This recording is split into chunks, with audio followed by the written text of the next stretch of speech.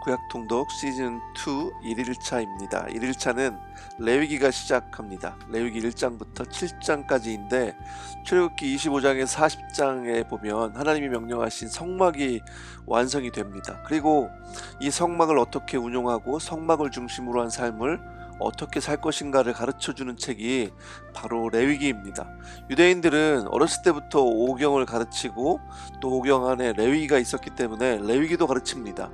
우리가 성경을 읽으면서 레위기에서 많이 포기하고 어렵게 느끼는데 어린아이들도 배우고 읽는 책이기에 우리도 집중하면서 그렇게 읽기를 원합니다.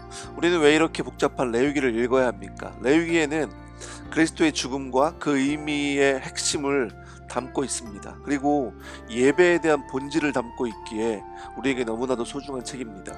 레위기의 주제는 내가 거룩하니 너희도 거룩하라입니다. 하나님의 성품인 거룩을 닮아서 우리도 거룩하게 되어서 세상과 구별된 삶의 방식 또 다른 가치관을 가지고 하나님 나라 백성으로 살라는 그런 말씀을 우리에게 주고 계십니다. 제사를 통해서 하나님과 교제하며 지속적으로 거룩한 하나님 나라 백성의 그 정체성을 갖고 살지만은 거룩한 삶에서 실패하면 또 속죄의 제사를 통해서 회복의 길을 열어주시고 하나님께 나아갈 수 있도록 하십니다. 레위기 1장에서 7장까지는 5가지 제사를 규정합니다. 보통 5대 제사라고 합니다.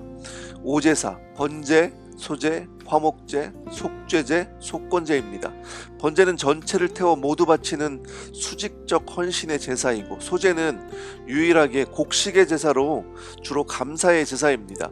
화목제는 기본적으로 감사와 찬양, 이 수평적 나눔을 위한 제사이고 속죄제, 도덕적 죄와 신체적 부정결을 해결하기 위한 제사입니다. 속건제는 재산상의 피해를 준 죄를 위한 배상의 제사입니다.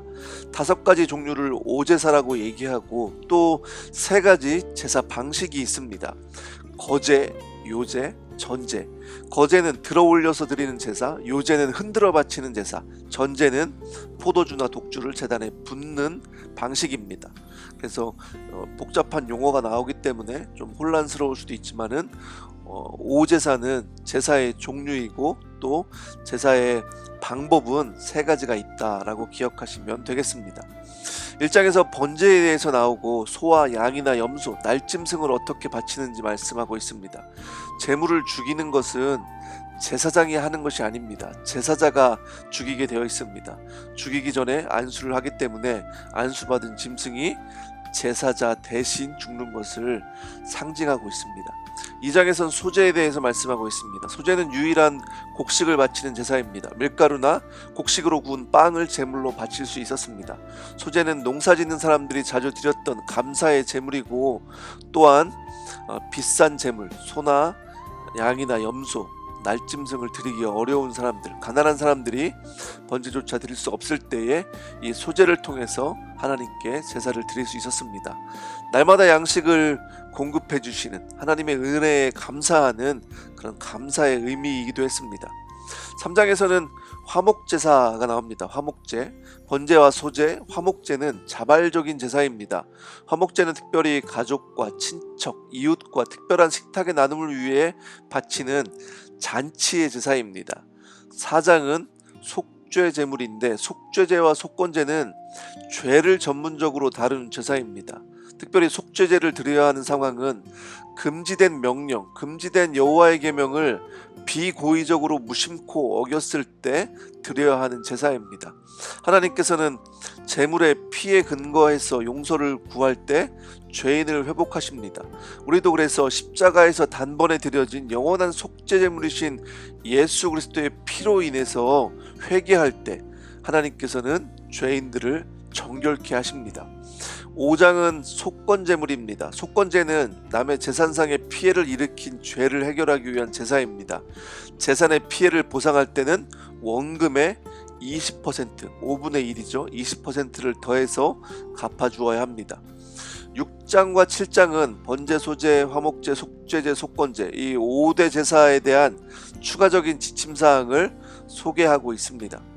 제사는 하나님과 자기 백성과의 거룩한 교제를 위한 하나님의 방법이었습니다. 하나님을 예배할 때 하나님을 경외함으로 하는 것은 우리 예배 제사 방법입니다. 그런 예배를 하나님은 받으십니다.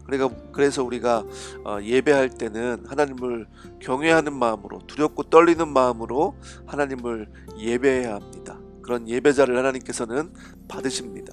그리고 그 피의 제사를 통해서 죄를 사하여 주시는 것을 저희가 기억하길 원합니다. 예수님께서 십자가에서 돌아가신 이유는 우리의 죄를 위해서 대신 갚아주기 위해서 그렇게 죽으신 겁니다. 죄는 목숨으로 우리가 갚아야 하지만은 나 대신 예수 그리스도가 대신 갚아주셨습니다. 그것이 은혜고 그것이 복음인데, 레위기를 읽으면서 우리 하나님의 은혜, 예수 그리스도의 그 은혜를 다시 한번 생각하며 또 기억하는 그런 시간이 되기를 원합니다.